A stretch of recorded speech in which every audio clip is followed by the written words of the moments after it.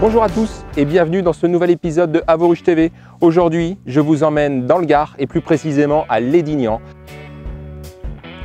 Il s'agit de Maurice Rouvière qui nous a invités aujourd'hui chez lui pour nous faire partager sa passion et nous montrer le combat qu'il mène aujourd'hui avec une association.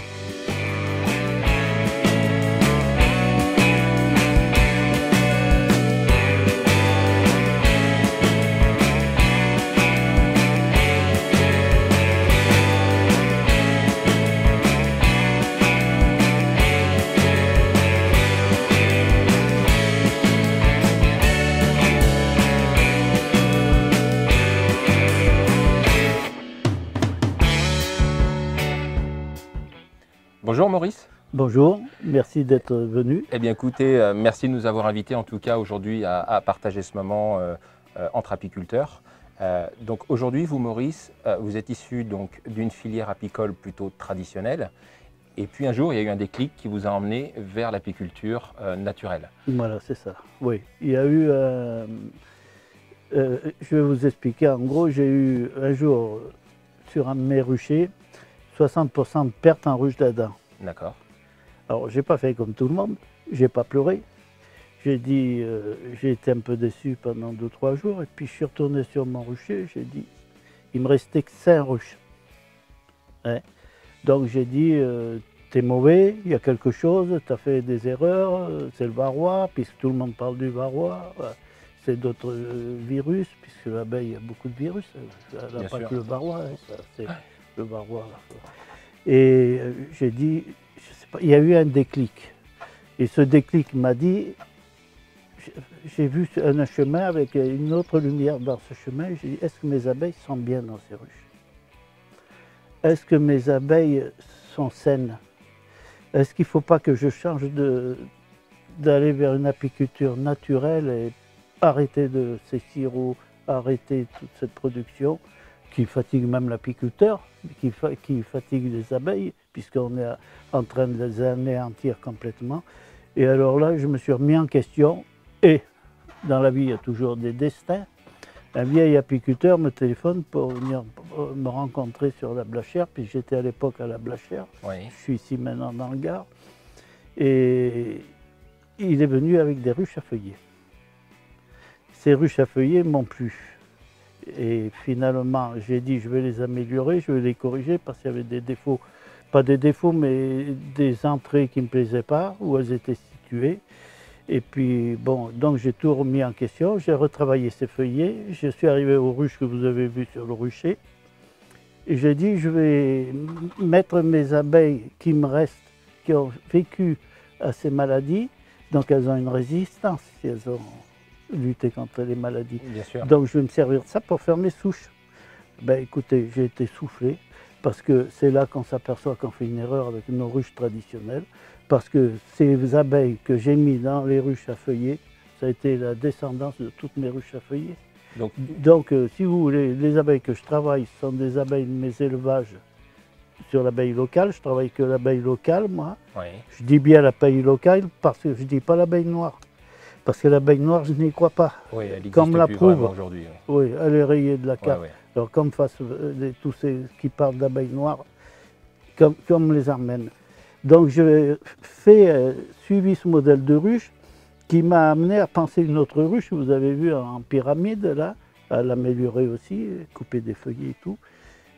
Et moi je m'aperçois que depuis, j'ai pas de problème ni de nourrissement, parce que les abeilles, je ne les nourris pas. Ce qui est important, c'est qu'il faut étudier la façon dont les abeilles emmagasinent leur miel. Et ce miel, il faut qu'il aille jusqu'à la prochaine récolte, la plus grande mielée. Donc ça veut dire que mon miel dans ces feuillets n'est pas ramassé comme les ruches traditionnelles. Il est ramassé, non pas seulement au printemps, comme on dit, il faut ramasser le miel au printemps, mais il est ramassé à la première grande mielée. Ça veut dire que je suis observateur. Quand le nectar arrive, j'enlève du miel. Donc elles remplacent leur propre miel, ça fait un roulement. Je prends que ce qu'elles me laissent et je leur laisse de quoi vivre. Parce que dans nos régions, vous voyez la chaleur, on est qu'au mois de mai. Il faut penser qu'au mois de janvier, nos reines pondent. Et c'est là, de ce mois de janvier, si vous voulez, à la première grande mielée, elles n'ont rien. Alors, il faut laisser quand même aux abeilles de quoi s'alimenter avec leurs propres produits, de la propre ruche, parce que ça a une identification d'odeur et tout ça, de leur nourriture. Parce qu'il faut savoir que quand on remplace des nourrissements, comme je vois faire avec des sucres ou des sirops, on rentre un produit qui est un sucre terrien, alors que l'abeille est un animal qui se sert du magnétisme terrien pour vivre, mais qui se nourrit du cosmos. Donc l'abeille va chercher du nectar qui est aérien. Si vous voulez, le pH terrien aérien n'est pas le même. Donc déjà on abîme nos abeilles par un produit, la plupart du temps qui fait à base d'amidon. Cet amidon, ce maïs contient de l'amidon, et l'amidon c'est l'ennemi numéro 1 pour l'intestin de nos abeilles. C'est tout ce phénomène à étudier. Et en fait, on donc j'ai changé déjà... mes positions. Moi, je suis maintenant un gars, un apiculteur, si vous voulez, qui fait pour sauver l'abeille. Pas pour faire du business avec l'abeille. Parce qu'on voit que ça, on voit de plus en plus de magasins d'apiculture qui se montent. On vous vend des paquets d'abeilles qui n'ont rien à voir, qui sont pas assez volumineux pour mettre dans des ruches. C'est que du fric. Pourquoi? Parce que l'apiculteur, il prélève des paquets d'abeilles, mais il veut faire du miel aussi. Il faut que ça rentre d'un côté comme de l'autre. Donc, le gars qui achète un essaim d'1,2 kg pour mettre en ruche d'Adam, il a déjà faux au départ. Il ne va pas avoir une concentration de chaleur. Il faut un essaim de 4 kg pour mettre dans une dada. Vous voyez ce que je veux dire? Oui, bien sûr. Oui. Il faut pour une varée 2 kg. Moi, pour un feuillet, j'ai mis des essaims. J'ai fait ça d'expérience avec quelqu'un. Un essaim qui ne faisait rien dans une dada, mais tout petit, il ne faisait rien, il ne se développait pas. Il était dans un volume où il ne pouvait pas se développer. Beaucoup trop grand pour lui. Oui. Ruchette. Oui. Ruchette. Plus, oui. J'ai foutu ça en l'air, j'ai pris l'essaim, je l'ai mis en ruche à feuillet. Il s'est développé, ça a été une des parties de mes souches que j'ai à l'heure actuelle. D'accord. Pourquoi? Parce que, si vous voulez, la ruche il faut bien penser que l'essaim c'est une masse, comme je vous ai expliqué sur le rucher. Ce n'est pas les abeilles qu'il faut voir, c'est un ensemble, c'est la masse, c'est elle qui vit. Et cette masse-là, elle doit remplir, elle est élastique si vous voulez. L'hiver, elle se comprime, l'été, elle s'étend au beau jour, donc elle est élastique. Il faut que la ruche soit juste la peau de cet ensemble pour pouvoir faire une ruche élastique. Voilà à quoi il faut penser. Il ne faut pas penser à mettre des abeilles qui ont besoin d'une grosse chaleur pour elles-mêmes, pas pour la ruche. C'est la grappe qui se chauffe.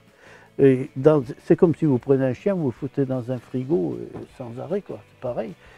L'essaim, il a une température à 36-37 degrés. Plus vous comprimez votre essaim, plus vous augmentez la chaleur, moins j'ai de varroa dans mes ruches. Mais il faut arrêter avec le varroa. Le varroa, c'est une maladie du siècle. Le varroa, c'est l'obsession, c'est l'ennemi numéro 1 de l'apiculteur. Mais est-ce que l'apiculteur est bon pour ses abeilles? Est-ce qu'il n'y a pas d'autres méthodes à changer? Est-ce que le varroa n'est pas la conséquence de l'apiculture moderne? Le varroa est la conséquence de l'apiculture moderne, parce que après, alors à cause de ça, on vous dit dans les stages de partout, il faut rentrer des lanières à piston, à pivard. Maintenant, Bayer vient de sortir un pivard. C'est un produit qui fait avec les mêmes molécules qu'à piston, mais qui est troué. Les abeilles vont passer dedans pour se frotter, mais on rentre quand même des molécules chimiques dans des insectes pour détruire un acarien.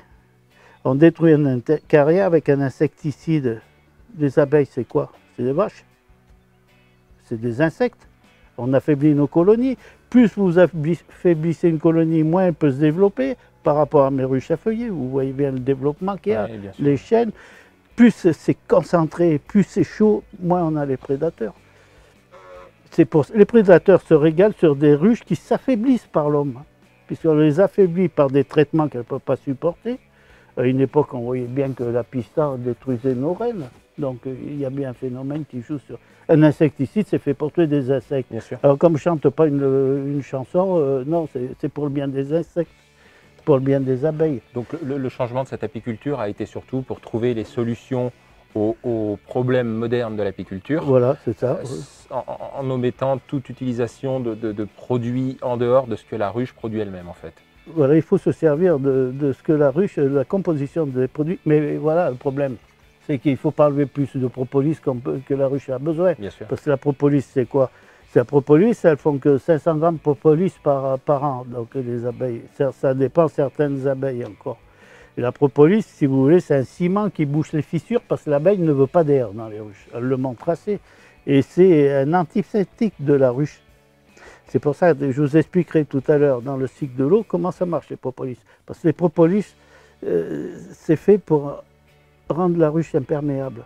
Donc ça donne une odeur d'identification de la colonie. D'une ruche à l'autre, elles n'ont pas les mêmes propolis. Elles s'en servent pour durcir les compositions des alvéoles dans leur cire. Et elles y mettent du pollen aussi dans les cires, elles y mettent du nectar. Donc chaque cire des abeilles a une odeur de la ruche. Identique, personnelle, quoi. C'est pas identique à toutes les ruches, c'est identique à la grappe. Donc ces odeurs-là, toutes les abeilles, il n'y a pas de dérive normalement. Mais vous voyez bien, vous l'avez vu dans mes ruches, j'ai poussé avec un peu la fumée légèrement pour vous faire voir les constructions. Vous avez vu qu'on a ouvert le cœur de la grappe. Oui. Ce cœur de la grappe s'est écarté sur la fumée. Ça vous a permis de faire voir que la production de cire de l'essaim est faite dans sa chaleur comme elle doit être et elle sort des orifices sur l'abdomen de suite et elle est produite avec ces mélanges et ça fait des cires, c'est sûr, qui sont calculées pour l'abeille de la colonie parce que chaque abeille n'a pas le même diamètre. Donc nous, on impose sur ces plaques de cire gaufrée, déjà elles ont des odeurs. Des fois, on voit des cires bio qui sont à base, je m'excuse, je vous le dis, mais c'est fait à base de paraffine. Il y a beaucoup de polémiques là-dessus. La paraffine vient de Chine, c'est inondé sur les marchés européens, ça passe par l'Allemagne. Donc on rend des produits toxiques sans arrêt dans nos abeilles. L'abeille, c'est un animal fragile, mais résistant.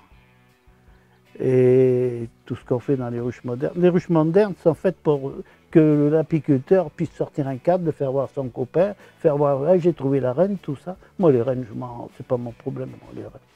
Le problème c'est la grosseur de mon couvain. Donc pour vous expliquer tout ça, on s'est déplacé dans le rucher de Maurice pour regarder ses ruches à feuillets.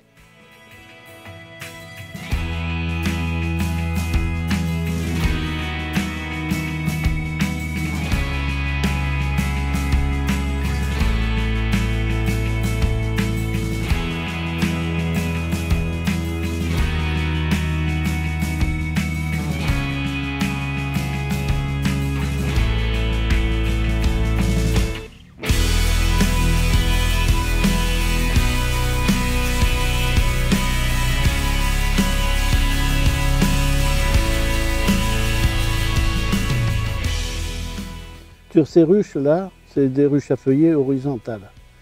Sur ces ruches, il faut que l'abeille réapprenne, c'est des abeilles qui sont sauvages, qui sortent de mes élevages sur les ruches d'Adam, qui sont mises en feuillet.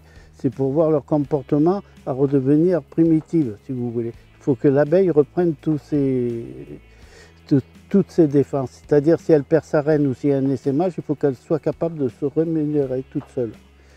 Chose qu'elles le font dans ces ruches quand on les fait travailler comme un essaim doit travailler, pas comme l'homme veut que l'essaim travaille. C'est différent. Oui. Donc on enlève le cadre. Ce sont des feuillets que je travaille par derrière.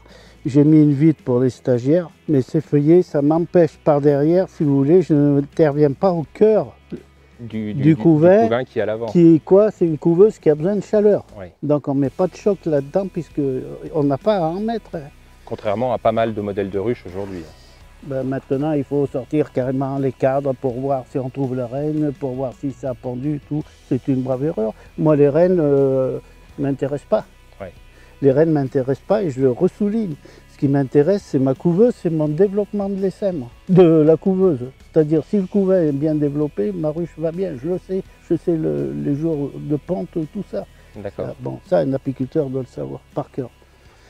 Vous allez voir, donc, j'ouvre pas la vitre, je vais ouvrir directement là. Le feuillet. Le feuillet.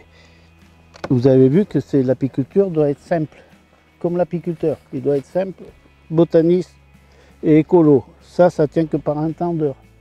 Parce que c'est souvent qu'on me demande qu'est-ce que c'est que ça autour de vos ruches. C'est un tendeur. Donc cette ruche a fait son développement. On est en fin de couvain. évalué. Donc là, on met des cadrons pour faire la production de miel. D'accord. Vous allez voir ce que c'est. Voilà ce que c'est. D'accord. Des cadrons, c'est magnifique ça. Donc les cires sont complètement... Les cires sont absolument faites par l'essai. Tout est fait par l'essai. J'interviens pas là. Je ne mets pas une plaque de cire. C'est-à-dire qu'il n'y a même pas d'amorce, il n'y a rien du tout. Là, il n'y a rien. À peine une petite amorce comme ça, vous voyez, c'est insignifiant ça. D'accord. C'est pour les... Mais il n'y aurait pas ça, l'abeille se fixerait au plafond quand même. Là, on est là, vous voyez, ces cadrons, elles vont les remplir quand il va y avoir la production de miel. Donc ces cadrons, on les découpe, on les met dans une boîte et moi j'en fais plaisir. Hein. Maintenant je ne vends pas du miel, ça ne m'intéresse pas d'aller perdre mon temps à vendre du miel. Je laisse ça à ceux qui veulent en faire. Et vous voyez, derrière on est sur les feuillets qui sont pleins. Donc là je sais que je suis en fin de couve. D'accord. Donc je ne vais pas intervenir au cœur de l'essaim. Au cœur de l'essaim. Vous voyez que dans ces ruches, dans les dadans, ces abeilles sont agressives. Quand l'abeille est bien, il n'y a pas d'agressivité. L'abeille n'est pas agressive systématiquement. Il n'y a pas une abeille qui vous saute dessus. Là. Complètement. Oui, c'est surprenant. Je referme hein, pour la chaleur. Moi, oui. Les ruches, c'est vraiment ouvert que pour contrôle où on n'a pas à ouvrir les ruches sans arrêt. Bien sûr. C'est absolument faux. Et ce qu'on apprend dans tous les stages apicoles maintenant, c'est ça, ouverture des ruches, comment il faut traiter, il y a le varroa. Là, le varroa, on n'en voit pas là, il n'y en a point. On a beau dire ce qu'on veut. Il est sûr, certain, quelquefois, que les abeilles ont une tendance de faire un peu plus de faux bourdons, parce qu'elles font leur cire comme ça, elles ont plus de demandes de faux bourdons que nous, on leur impose. Oui. Alors on entend dire que les faux bourdons, les femelles varrois font les cycles dans les alvéoles des faux bourdons. C'est peut-être vrai. Moi, je m'en fous. Moi. Oui, il n'y a pas de... Il n'y a rien, c'est tout propre. Il n'y a pas de surpopulation, il n'y a pas de... Et donc, vous avez les faux bourdons. Dans le temps, on disait, oui, ils mangent le miel, il faut les débarrasser. Voilà pourquoi on les tue dans le temps. Et on n'avait pas le varrois dans le temps. Elles sont passées dessus. On va les faire rentrer. Voilà. L'enfumoir ne doit pas enfumer une ruche, il doit être le guide des abeilles. Alors c'est vrai que c'est surprenant, hein, moi qui suis en tout cas aujourd'hui uniquement sur de la ruche relativement conventionnelle comme la dadan, une ouverture de ruche avec aussi peu de fumée que ce qu'on vient d'utiliser pour une ruche à feuillet, sur une dadan c'est difficilement réalisable. C'est impossible parce que l'abeille est mal dans une dadan. Mais l'abeille, si elle est bien, elle n'est pas dangereuse, elle n'est pas méchante. Ce sont des abeilles qui sortent en ruche dadan. Je peux vous certifier que ceux qui ont travaillé avec moi, c'est des ruches qui sont hyper piquantes, quoi, si vous voulez. Oui, oui. Parce que c'est de l'abeille locale que je travaille, moi. Je ne vais pas acheter des buckfast ou des frères Adam ou des tartampions qui amènent que des problèmes dans nos abeilles locales. Et donc, je travaille. Ces abeilles, si vous les mettez comme elles doivent travailler l'ensemble dans l'apiculture, qu'est-ce qu'il faut tout revoir? L'apiculture, il faut apprendre ce que c'est qu'il y a dans l'animal qui est en ruche. Il ne faut pas apprendre ce que c'est qu'une abeille, ni des produits chimiques. Il faut apprendre comment ça fonctionne. Le jour, moi dans mes stages, les gens sont surpris hein, dans mes discours. Ils s'attendent à avoir les mêmes stages qu'ailleurs, mais c'est différent. Et ça me fait plaisir puisque j'ai des syndicats apicoles qui viennent prendre des cours chez moi. Donc il y a déjà une écoute. De conscience progressive. Voilà. Alors déjà, une ruche confort comme ça, normalement c'est sur 5 feuillets. Vous voyez la production, 1, 2, 3, 4, 5, 6, 7, 8, 9, 10, on est sur 10 feuillets. Ce que vous voyez là, c'est que la ruche doit être élastique. L'essaim demande à grossir, il faut vite y mettre un feuillet. Vous en mettez 2, ça fait une masse de froid importante, voilà. Il la boude. Vous en mettez qu'un, c'est construit de suite parce qu'il peut la construire dans sa masse. Parce que l'essaim, lui, il va chauffer sa couveuse, mais tout le reste va venir construire en masse, puisqu'ils sont limités. Vous avez vu qu'il n'y a aucune aération dans les feuillets, oui, parce qu'au départ, il y avait des trous de partout dans ces ruches. Il n'y a aucune aération. L'essaim rentre par la bouche et il est dedans. Moi, mes travaux m'ont amené à faire ça par l'étude des essaims sauvages dans la nature. Ça veut dire que vous examinez un essaim sauvage, comme moi j'ai eu fait dans les troncs d'arbres, les abeilles ont choisi un nid où l'eau ne rentre pas. où elles peuvent gérer leur cycle de l'eau de la ruche. Si vous voulez, on en parlera tout à l'heure, ce que c'est qu'un cycle de l'eau dans les ruches. Elles peuvent propoliser toutes les parois et elles stockent leur miel sur leur tête. Là, il n'y a pas de problème. Là. Mais dans nos ruches, c'est différent, dans les ruches modernes. Et par rapport à l'apport on va dire de la quantité de froid sur une ruche à feuillet, où justement le fait d'ajouter un simple feuillet apporte très peu de vide et donc très peu de froid, on comprend aussi à un moment donné, alors on ne va pas forcément parler de problème, mais la façon dont fonctionnent nos ruches de production, où le simple fait d'emmener une hausse apporte une masse énorme de froid et de vide. Qui n'est pas pris en considération par l'apiculteur.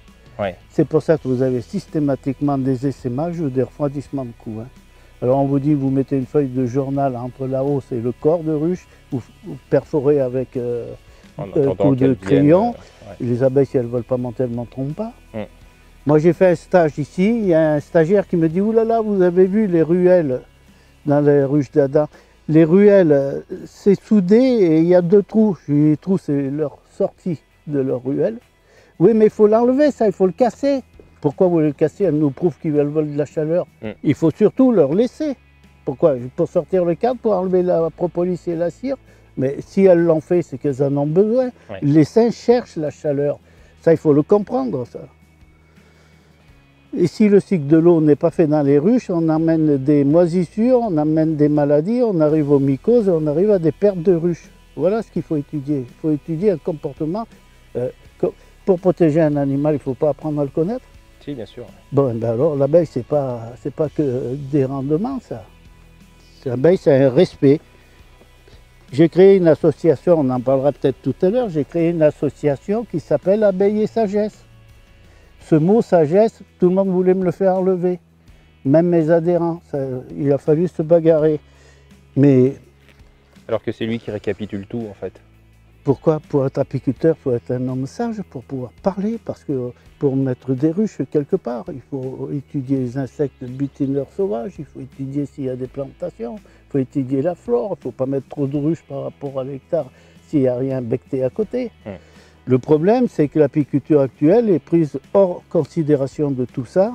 Et vous avez aussi bien un camion là, qui arrive et qui fout un camion complet de ruches. C'est arrivé l'année dernière. Alors mes abeilles, d'un seul coup, elles ont arrêté de faire du miel. L'arrêt du miel a été vu dans les alvéoles où elles n'ont pas réussi à le boucher avec l'alvéole, avec l'opercule. Mais elles ont fait mûrir le miel non operculé dans l'alvéole. D'accord. Donc le miel était mûr, mais parce qu'elle ne pouvait pas remplir l'alvéole. Voilà où on en arrive. J'ai rendez-vous la semaine prochaine avec des communes ici pour gérer ce problème. Si on a un rucher, il faut faire attention qu'un autre ne vienne pas y foutre. Ils arrivent, ils mettent 50 ruches ou ils mettent 100 ruches. On ne considère personne, on a le droit de les mettre sur le terrain, alors on les met. S'il y a un autre apiculteur, on s'en fout. Les maladies sont véhiculées. Vous avez un rucher comme celui-là qui est très sain. Et bien voilà, sans arrêt, on est embêté. Alors nous, quand on lutte un peu contre les rentrées chimiques dans les ruches, là, il y en a point dans ces ruches. Mais moi, on nous traite de recontaminateurs des autres ruchers. Il faut qu'ils arrêtent tous ces marchands de business là. Voilà. Et à côté, on a un autre modèle de ruche à feuillet. Oui, c'est une ruche pyramide. Là. Alors, est-ce que vous pouvez nous expliquer la différence avec la ruche Alors, celle-là, c'est une ruche pyramide parce que, pourquoi j'ai fait cette ruche? Parce que pour voir ce qu'un essai que je sortais d'une ruche pouvait faire. Et on s'aperçoit qu'il a encore gardé en mémoire, c'est dans la philosophie de l'abeille, c'est ce qu'il faut apprendre, toutes les compositions pour la création de cire, pour le développement, comment on s'appuie sur des parois, comment on se fixe à un plafond, comment on construit sa cire. Vous allez voir, c'est impressionnant. Là, c'est une ruche à feuillet, vous pouvez vous apercevoir que d'une chose, c'est que je travaille toujours pour la chaleur, je répète toujours le mot, mais parce que moi, j'ai fait à l'inverse d'une Kenyane. Oui, complètement, oui. Parce que le petit doit être en haut. Concentrer la chaleur en haut. Les abeilles vont fixer en haut. Elles vont se fixer là et là, vous allez avoir une réserve de miel. Vous avez votre masse qui va venir là. Mais l'hiver, il faut réfléchir à ça. Quand en bas, vous avez toujours la couveuse qui descend de manière à avoir le jour de la lumière pour pouvoir développer les larves comme il faut. C'est Oui. pour ça que les abeilles descendent leur couvain. Mais septembre, octobre, quand les nuits commencent à devenir à 13-14 degrés, les abeilles commencent à enregistrer de quoi il faut passer l'hiver, on change les abeilles. Donc on va penser à quitter la couveuse. Quitter la couveuse, ça veut dire on va aller chercher la souche de chaleur dans la ruche où elle est. Donc on va monter. Mais moi, mon idée, c'est de comprimer les seins, puisque les seins vont être plus petits, puisque ça sera des demi-sphères qui seront sur des rayons. Donc les seins plus petits, il va être dans sa masse, dans la chaleur, puisqu'en bas, ça sera le froid. Bien sûr. Parce que chaque fois comme téléphone, j'explique, parce que les gens ne comprennent pas ça. L'abeille ne doit pas chauffer la ruche, mais sa grappe. C'est la grappe qui a besoin de la chaleur. Parce que le froid, il fait aussi froid dehors que dedans, là. Mais à la grappe, il fait 29 à 30 degrés. Dans ces ruches, on est à 30 facile. Je vous l'ouvre. D'accord. L'enfumoir doit être un appareil en cas de problème. Mais systématiquement, si vos abeilles sont bien, elles ne vous attaquent pas. Donc là, on est d'accord que vous ne l'avez pas enfumé. Hein. Ça n'a pas été enfumé. Ça n'a pas été enfumé. On les prévient seulement. D'accord. Voilà. Alors là, j'ai fait des feuillets complets. Oui. Et pour une récolte de miel, on fait des demi-feuillets. Ah, je vois ça. Oui. Avec ça. Comme ça, on récolte le haut, on laisse le couvert en bas s'il y a. J'ai perdu. D'accord. Non, il est là. Donc on ouvre les abeilles par derrière délicatement. On couche son feuillet. Et voilà ce que ça vous donne. Waouh. Superbe. Oh, super. Voilà. Donc Ah, c'est super. là, vous voyez bien qu'elles vont commencer. Ce rayon a été mis la semaine dernière. Donc vous voyez déjà la descente du rayon et le bas où il en est. Là, on les pousse un peu pour les guider en bas là-bas. Voilà. Allez, hop, les filles, on y va.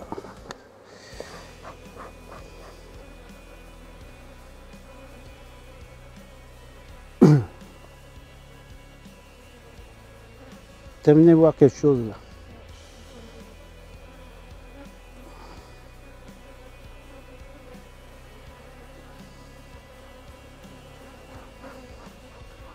Oui.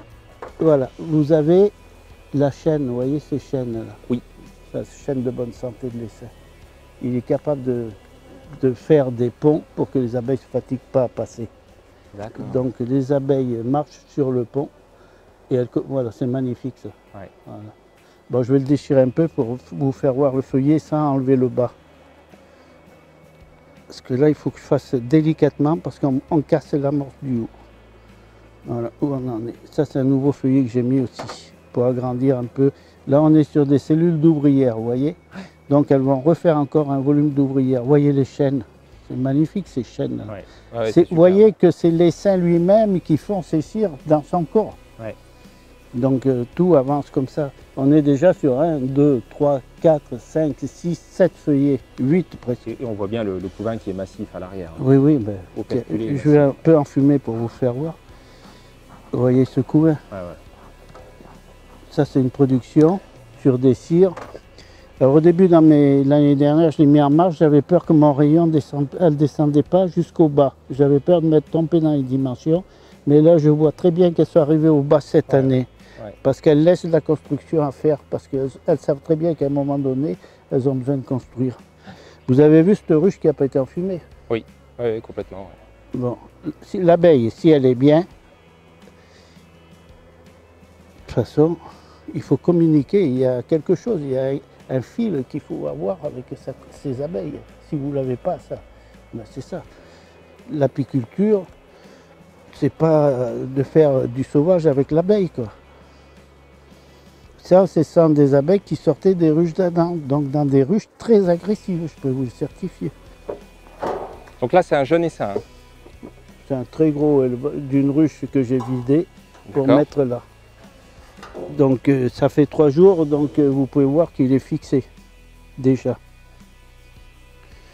Oui, on voit bien la présence. Il a chaud. Donc c'est une ruche, vous voyez, hein. On peut la travailler main nue. Hein. Oh putain, excusez-moi, regardez les cires déjà. Voilà, il est superbe, superbe. Voilà, regardez Alors, une fois de plus, on voit les les chaînes. chaînes. Ah, Ouais, mais ouais. voilà. Est-ce que ça vous pète à la figure? Non, c'est vraiment... Alors que quand c'est des abeilles qui ont une réaction quand on leur fait mal ou qu'il y a quelque chose. Mais vous voyez, on a un essai. Du moins que vous voyez ça, il est fixé. Donc il s'est fixé tout seul. Oui. J'ai vidé une ruche complète. Vous voyez qu'il s'est toujours mis, il est là, il n'est pas là. Il s'est mis du côté le plus chaud de la ruche.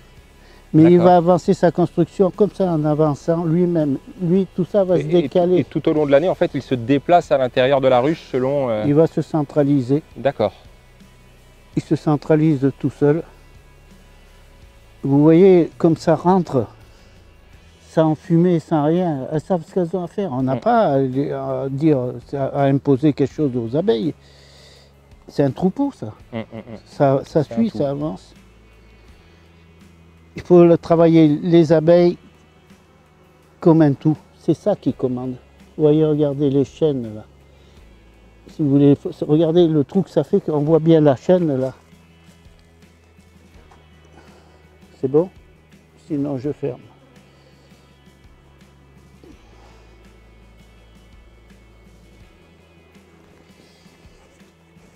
C'est bon, je ferme? Oui, ah oui. Bon.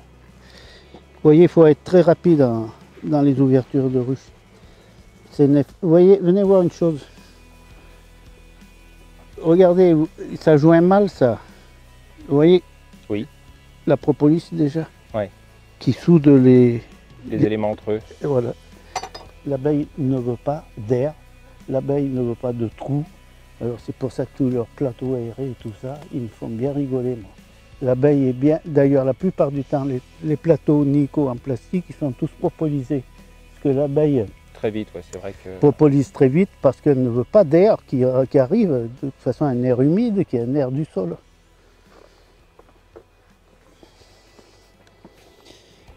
Donc ça c'est une ruche qui va partir aussi.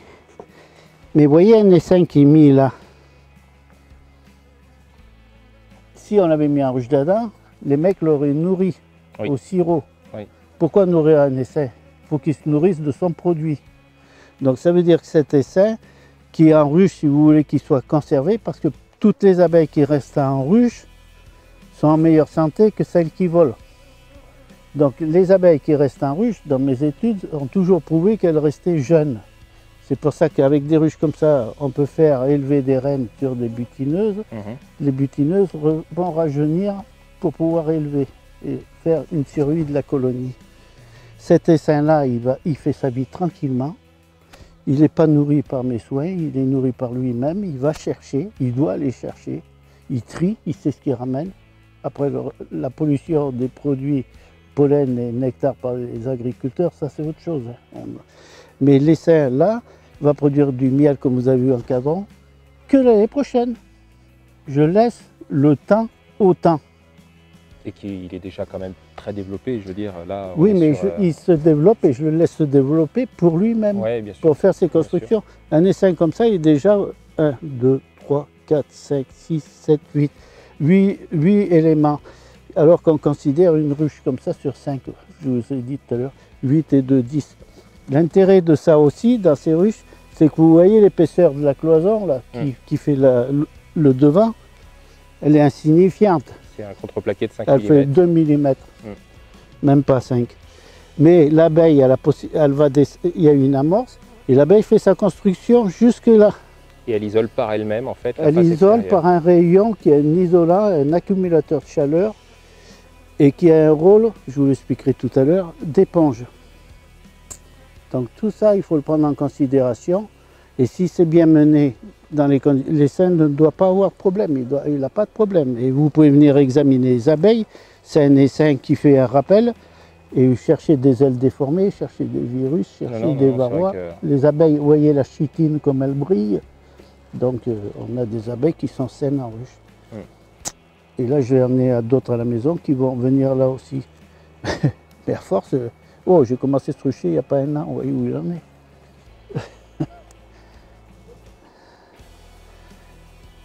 Moi, je vis avec mes abeilles, j'ai un contact avec ça. Il y a un fil qu'on doit avoir. Et c'est pour ça que vous n'avez pas d'agressivité sur ce rucher. Quand j'ai des gros groupes, là ça va, on est 3. Mais quand j'ai des gros groupes, je dis là, vous ne parlez pas, vous parlerez en salle, les questions c'est pour les salles. Ici, c'est le respect des abeilles, c'est chez les abeilles, c'est pas mon secteur ici. C'est le secteur de mes abeilles, c'est moi qui m'adapte avec elles. Donc voilà. Et puis tout va bien. Ça, c'est de l'apiculture. Parce que moi, j'ai fait comme tout le monde. J'ai eu des dadans, j'ai eu des merdéos, ramasser du miel, mais c'est pas de l'apiculture, je m'excuse. On fait du miel pour mettre en pot, aller le vendre et pour essayer de gagner des ronds, d'accord. Mais c'est pour ça que je dis toujours, dans l'apiculture, il faut que ça soit comme dans le reste, il faut avoir 2 métiers. Si on veut sauver l'abeille, parce qu'on ne peut pas vivre que de ça, si on veut respecter les abeilles. C'est pas de faire des robots comme ils veulent faire, c'est d'essayer de trouver des solutions, c'est bête là. Et on en a des solutions. Les solutions, c'est peut-être de mettre un peu le doigt sur l'agriculture, le doigt aussi sur les... Je travaille sur des projets, moi, qui est énorme pour ensemencer des secteurs qui sont laissés à l'abandon. Là, je vais voir les maires, les communes, j'essaie de réunir tout le monde. C'est des projets... Là, on va faire une opération avec une association où les viticulteurs qui sont convertis en bio, on va leur donner des sachets de graines pour qu'ils puissent ensemencer. Le projet est lancé, on a choisi 30 agriculteurs, mais qui sont contrôlés par mes soins, parce qu'il faut que ça soit contrôlé. Il ne faut pas tirer des abeilles si on va traiter des vignes. Complètement. Donc les zones doivent être protégées, quoi. Voilà. Où est l'agressivité de mes ruches? Alors l'enfumoir, il doit vous suivre que si vous avez un problème d'une attaque ou tout, mais si vous ouvrez ça délicatement et comme il faut.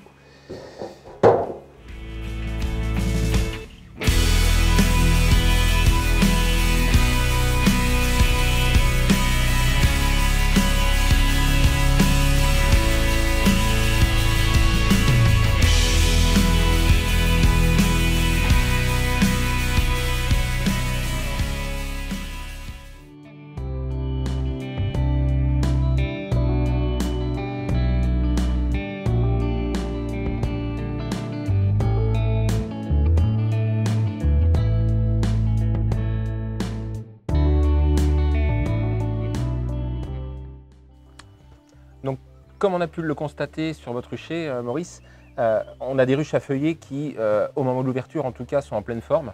On voit des abeilles qui sont vives, on voit des cires qui sont bien bâties. Donc, comment ça se passe aujourd'hui dans une ruche à feuillets, en tout cas, pour arriver à un tel résultat? Et vous avez vu déjà une chose, ce qu'il faut voir, c'est que je ne me suis pas servi de l'enfumoir. Oui, quasiment pas. Ouais. Et je ne me sers jamais de fumer avec mes abeilles. Le peu, quand je travaille, c'est un peu avec de l'eau pour les alourdir. Oui. Mais ça dépend, mais là, vous avez vu qu'il n'y a pas eu de fumée et qu'il n'y a pas eu d'attaque d'abeilles. Il y a eu une ouverture de ruche, très calme. Oui.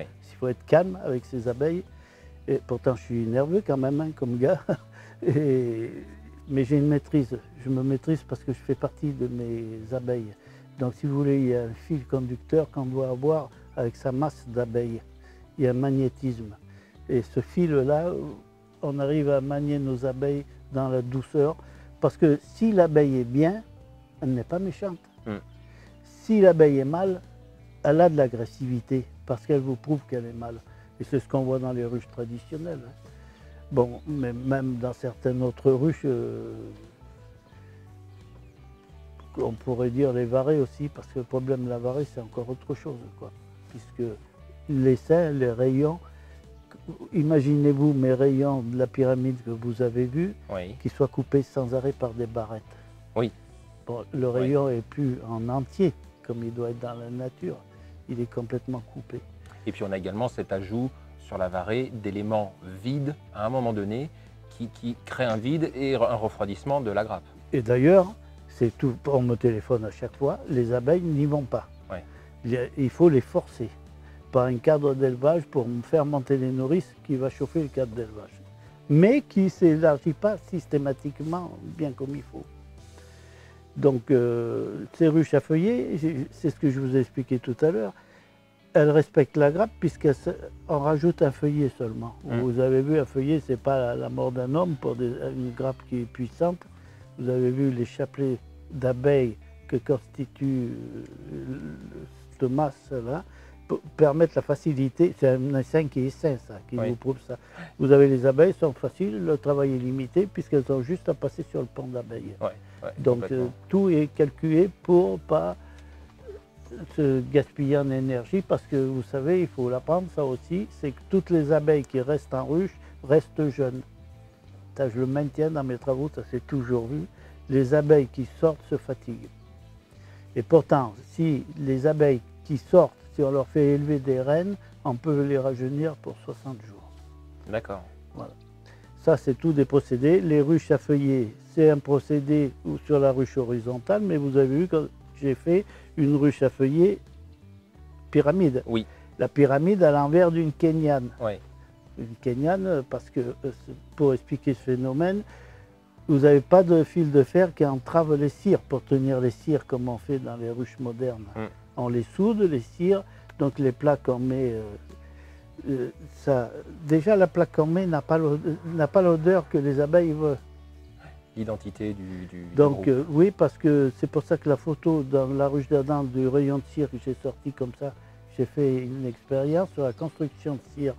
Si vous espacez vos cadres dans une ruche d'Adam, l'abeille va construire sa propre cire, mais laisser les rayons de cire gaufrée acheter du commerce. Donc il y a un problème d'odeur déjà. Il y a un problème de texture de cire aussi. Donc mes abeilles qui construisent, j'ai fait un article dans le bulletin que je vais vous donner. J'ai fait un article sur la construction des cires par les abeilles. On vous dit, j'entends tous les côtés, l'abeille, si elle fait sa cire, va consommer du miel. 1 kg de cire, 10 kg de miel. 1 kg de cire, 10 kg de miel. Comment amène la preuve? J'entends, c'est que des dits, on dira, comme nous emmène les preuves. Moi, je peux dire que scientifiquement, l'abeille en construit sa cire consomme du miel, puisqu'elle est obligée de s'engraisser pour transpirer, pour faire de la paillette de cire. Mais comme la cire que les abeilles construisent rend les abeilles bien plus dynamiques dans le travail. Ça veut dire qu'elles vont chercher plus rapidement et elles ramènent plus rapidement. Vous avez vu l'activité de mes ruches devant. Elle compense, Ça compense sans arrêt, sans arrêt.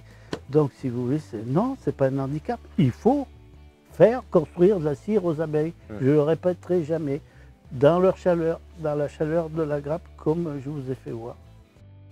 Et donc tout à l'heure, Maurice, vous nous avez également parlé du cycle de l'eau dans la ruche, pour la grappe. Comment vous pouvez nous expliquer en fait ce cycle-là? Ben voilà, c'est pas compliqué. Enfin, c'est compliqué, c'est pas compliqué pour moi. Oui. Alors, si vous voulez, dans une ruche, que ça soit, je vais prendre une ruche à feuillet, la ruche pyramide ou la ruche tronc. Oui. Vous savez très bien que le miel est situé en haut. Donc ces abeilles n'ont pas de hausse. En principe, et quelquefois je vois des ruches troncs qui commencent à prendre des hausses, c'est déjà pas bon ça. C'est les concepts, vous verrez demain. Si vous voulez, l'abeille stocke son miel là-haut. Mais il faut savoir que la masse, par des températures de 14 degrés la nuit, va commencer au mois d'octobre, septembre-octobre. Octobre chez nous, à préparer l'hiver. Donc pour préparer l'hiver, la grappe va choisir le côté le plus chaud de la ruche, toujours pareil. Oui. Le plus chaud en masse, c'est plus les mêmes abeilles, vous savez bien, puisqu'elles ont un thorax plus large, plus poilu, de manière à produire de la chaleur. Elles ne sortent pas de la ruche, elles produisent de la chaleur. Et ces abeilles-là vont stocker où? Sur la hauteur. C'est la chaleur est sur la hauteur. Donc elles vont monter, comme vous direz là-haut, sous leur miel, puisque le miel est stocké en haut et de côté. Et donc elles hivernent sur leur réserve directement. Alors, il faut savoir aussi que la propolis qu'elles emploient, elles ont imperméabilisé l'intérieur de la ruche. Vous avez vu les 2 feuillets que je vous ai fait voir. J'ai déchiré la propolis en écartant 2 feuillets. Oui. Ça veut dire que les feuillets, quand ils sont remis ensemble, sont ressoudés. C'est pour ça qu'il ne faut plus déchirer un feuillet, quoi. Même un courreau 4 dans une ruche d'Adam. C'est un danger l'hiver. Ces abeilles qui sont là-haut vont se préparer. Donc les abeilles sont sous leur miel qu'elles vont chauffer par 29-30 degrés, puisqu'elles sont en demi-sphère, mais elles ne chauffent pas la couveuse, puisqu'il n'y a pas de pente. Il n'y a pas de couvain, donc Oui. il n'y a pas de pente. Elles ont abandonné le bas de la ruche qui ne les intéresse pas. Et il faut savoir que le bas de la ruche est aussi froid qu'à l'extérieur. Oui. Mais la grappe est dans sa chaleur. Et c'est pour ça que j'ai fait une pyramide, pour la comprimer encore plus dans le nombre de feuillets que je vais laisser pour l'hiver. Oui. Parce qu'au mois de septembre, les feuillets qui ne sont pas propolisés rentrent à la miellerie. Et c'est fini, on comprime l'essaim. Donc l'essaim, il est bloqué. Parce que l'essaim, quand il fait meilleur, il peut se dilater. Et on voit très bien que l'essaim se fait comme nous, quand on a froid, on cherche à bloquer la chaleur. L'essaim, c'est pareil. Donc il va être sur un corps qui est le gras de l'animal, le miel. C'est un corps qui accumule la chaleur. Il ne conduit pas la chaleur, il l'accumule. En étant là-bas, là-haut, cette grappe va avoir une respiration chaude parce qu'elle absorbe un air chaud qui est chaud là-haut. Donc elle recrache un air chaud, qu'elle va absorber un air chaud. Cet air chaud va rendre chauffer le miel qui lui va rester en sirop épais de manière à ce que les abeilles puissent le consommer l'hiver tranquillement. Donc là, on a un cycle de l'eau. La respiration de la grappe qui est sortie chaude ne condense pas dans la ruche. Donc on n'a pas de gouttelettes d'eau. Prenons la ruche moderne à cadre, la d'Adam. Vous avez une ruche d'Adam. Vous avez les 10 cadres. Déjà, entre les cadres, vous avez un passage d'air de chaque côté. Oui, bien sûr. Dessous, de chaque côté. Mais l'air circule et il monte sur la tête des cadres. Donc l'essaim, pareil, il faut peut-être voir ça, l'effondrement des colonies. Il ne faut pas voir les maladies tout le temps. Et moi, ça m'est arrivé, donc j'ai cherché la solution, je l'ai trouvée. Des ruches qui disparaissent l'hiver et qui laissent du miel. L'abeille, la grappe, la demi-sphère, va chercher le côté le plus chaud de la ruche pour se mettre là. Donc, elle va boire une respiration chaude, puisqu'elle est dans les alvéoles, elle est stockée. Elle va cracher une respiration chaude qui se refroidit et la grappe va ravaler une respiration froide qu'elle doit réchauffer pour recracher du chaud dans du froid. Donc, c'est sans arrêt du froid. Le miel va rester froid, donc il va se figer. Il sera un peu comme cristallisé dans les alvéoles. Et ce miel-là sera difficile à consommer pour les abeilles. Et ce froid-là abîme les intestins des abeilles, tout ce qui est miel froid, alors qu'elles doivent consommer un miel chaud. Donc l'air chaud ne circule plus, puisqu'on a de l'air froid sur la tête des cadres. L'air chaud que les abeilles crachent dans un air froid donne des condensations qui moisissent la tête des cadres et qui nous amènent à des mycoses dans les ruches. Le miel est consommé, tant bien que mal, le miel est consommé. Elles n'ont plus de réserve. Qu'est-ce qu'elles font, les abeilles? Eh bien, elles se laissent mourir de faim, alors que vous avez du miel de l'autre côté. Parce que les abeilles ne pourront pas traverser la couveuse qui est vide. C'est une barrière de froid et un insecte ne passera jamais dans une froid. C'est pour ça qu'il ne traversera jamais une froid. C'est pour ça que les apiculteurs trouvent la solution de mettre des cloisons. Mais une cloison n'empêche pas l'air de circuler. Une cloison, ça ne sert à rien. Une cloison de miel, d'un cadre complet en miel, serait plus adaptée à l'essaim que de mettre une cloison en bois qui, lui, ne va pas stocker la chaleur. Et puis bien plus naturel parce que géré par l'essaim lui-même. De son propre miel. Bien sûr. Donc c'est pour ça, quand je vois des apiculteurs, mais moi ça me fait sauter en l'air, c'est peut-être ça qui fout les métiers en l'air. Quand je vois des apiculteurs, putain, pour aller vendre 1 kilo de miel à 20 €, enlève le miel des corps de ruche et met des sucres de candy pour nourrir l'essaim, déjà je vous ai expliqué que le pH n'était pas le même, on a tout faux. Voilà les cycles de l'eau qui ne se fait pas. Donc le cycle de l'eau, on vous dit dans les ruches d'Adam, il faut les pencher en avant. C'est de manière à évacuer cette condensation. Et cette condensation amène des mycoses, et les mycoses amènent le reste, vous savez bien, quoi. Et donc c'est vrai que c'est quand même pas mal de points où sur la ruche à feuillet et surtout donc la trapézoïdale, c'est beaucoup de points qui en fait ont été réglés par la forme et par la conception même de cette nouvelle ruche. Voilà, il faut étudier un peu les anciens ce qu'ils faisaient. Je ne dis pas que dans le nouveau, il n'y a pas du bon. Il y a du bon dans tous les deux, mais il faut adapter le bon et le bon dans les deux cas. Mais si vous voulez, il faut à tout prix que l'essaim soit sous sa cloche de miel. Il faut qu'elle soit sur son miel consommable l'hiver. Il faut absolument qu'elle l'absorbe. On n'est pas dans ces périodes où il fait chaud là. Et encore, vous avez vu dans mes feuillets, c'est toujours en grappe. Donc elle a une nécessité. Mais moi, je fais mes observations sur des essaims sauvages. Prenez un essaim sauvage, même dans un tronc d'arbre ou un poteau EDF, où il va se stocker l'hiver sous son miel. C'est vrai que naturellement, c'est tout le temps le réflexe de la grappe, c'est de s'isoler avec son propre miel et sa cire. Je ne veux pas critiquer l'apiculture traditionnelle avec des ruches modernes, parce que je l'ai fait moi-même. Mais il faut que je constate une chose qui est claire, c'est qu'on a des ruches de production, ça veut dire pour produire, ça veut dire qu'on force nos abeilles en les nourrissant, ça veut dire qu'on les transhume, on les stresse, parce que c'est un animal qui stresse énormément. Non, tout ça, si je veux sauver l'abeille, j'ai arrêté. Et moi, mon rôle, c'est de changer les consciences humaines. C'est pour ça que je fais tant de conférences et tout ça, c'est pour faire changer ces méthodes.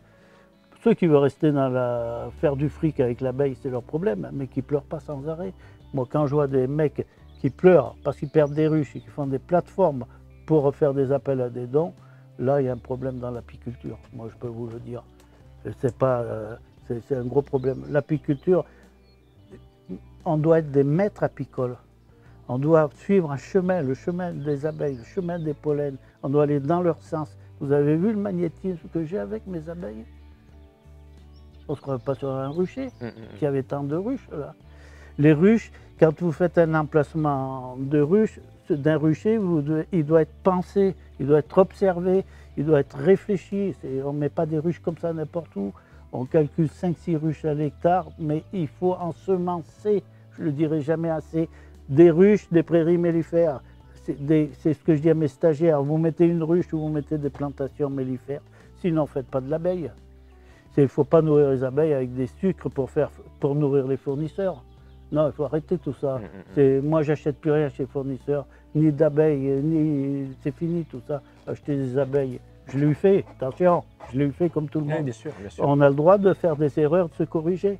Mais il faut avoir l'honneur de reconnaître que l'abeille est mal dans les ruches à cadre.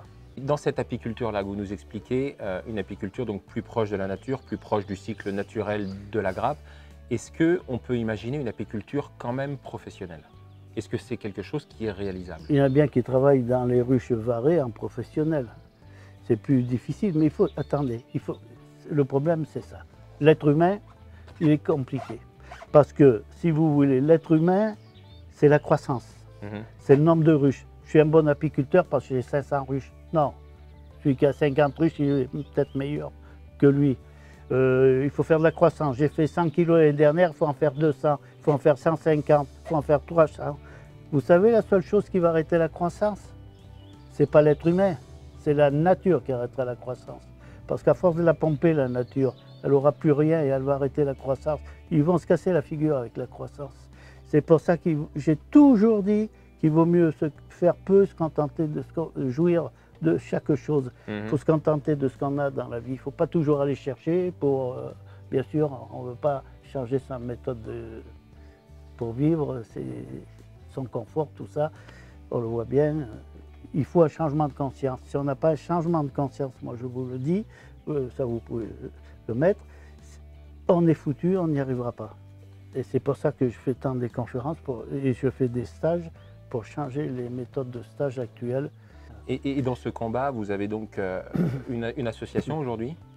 Alors j'ai monté une association qui a un mot dedans qui a choqué et qui choque encore, qui interpelle, c'est sagesse. Pourquoi? Parce qu'il faut avoir la sagesse pour mener des abeilles.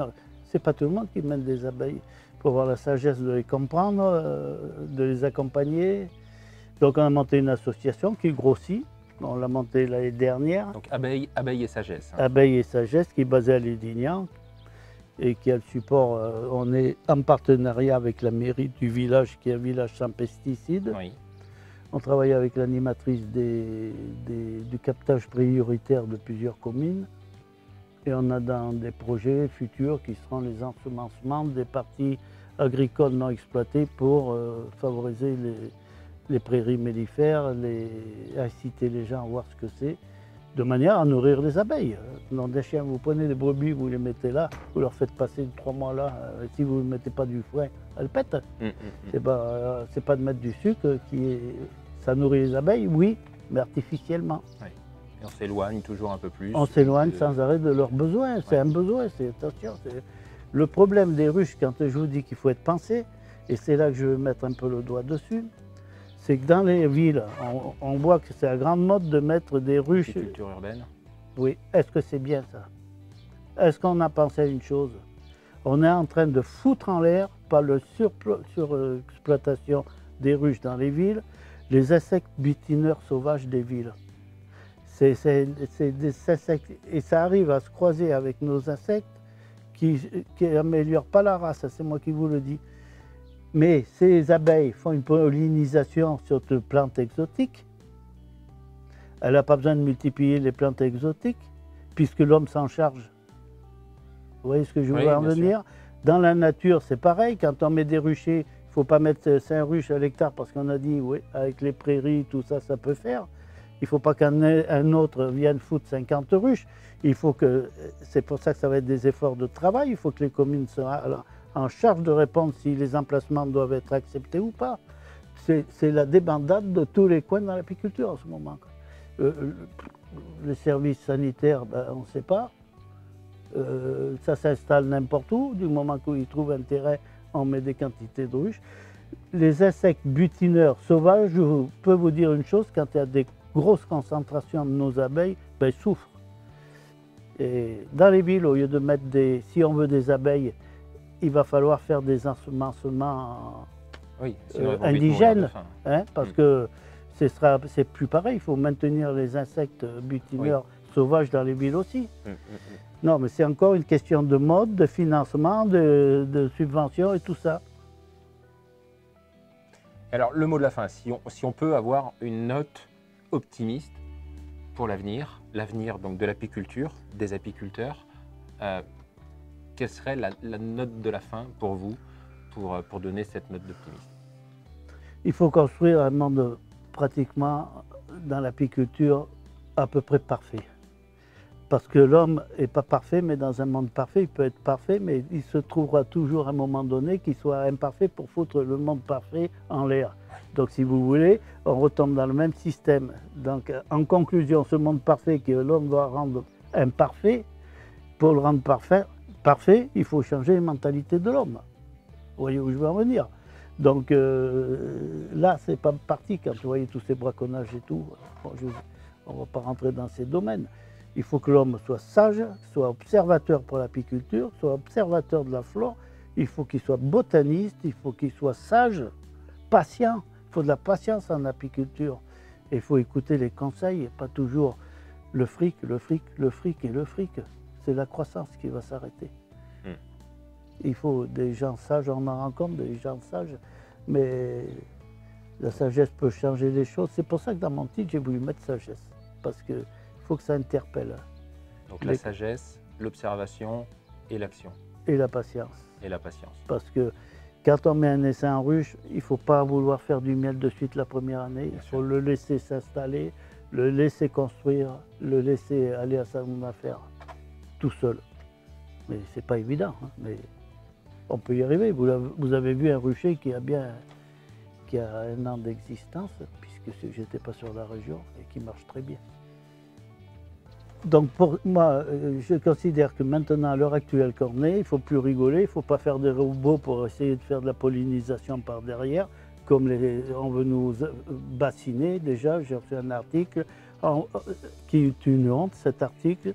Je ne sais pas si vous l'avez lu, mais cet article disait que on se rend bien compte qu'on aura bientôt plus d'abeilles, en gros comme ça, et c'est pour ça qu'on pense à la pollinisation en créant des robots. Oui, ça, ils sont en train de créer des robots pour faire du fric avec la création des robots, mais il n'y en a aucun qui nous dit comment on va sauver l'abeille. Ça, c'est une honte. Moi, donc, mon rôle est de sauver les abeilles, pas de faire des robots. Et pour sauver les abeilles, il faut faire non pas des conservatoires que de l'abeille noire, parce que je vois des conservatoires de l'abeille noire comme il existe, qui ont des ruchers d'apiculteurs, qui ont des frères Adam, qui ont des reines de frères Adam, des reines Buckfast.